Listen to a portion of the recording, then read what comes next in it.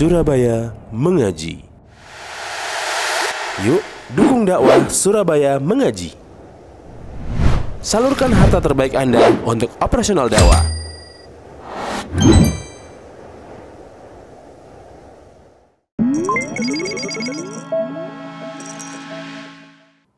As-sabru ala aqdarillah,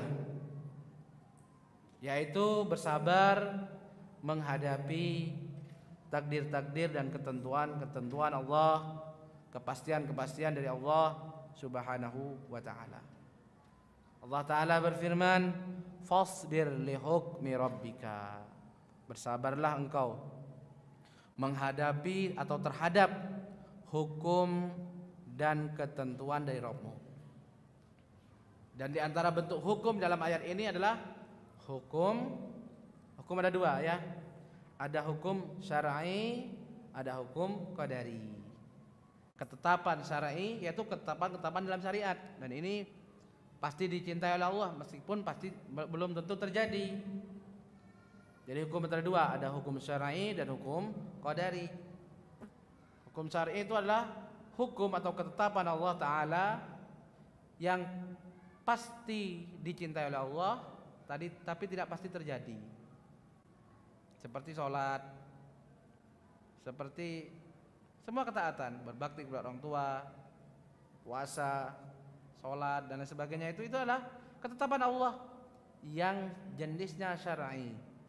Allah mencintainya, ya Allah mencintainya. Tapi apakah pasti terjadi? Tidak pasti terjadi.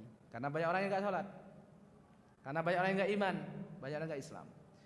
Kemudian yang kedua adalah hukum ketetapan Allah Ta'ala yang sifatnya qadari.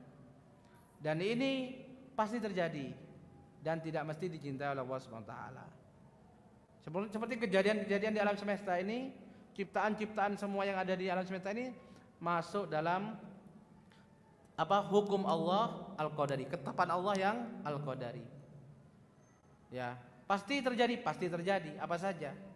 Adanya fulan bin fulan, adanya langit, adanya bumi, ya, adanya syaitan, iblis, itu adalah ketetapan qadari. Semua terjadi. Tapi apakah pasti dicintai oleh Allah? Tidak pasti.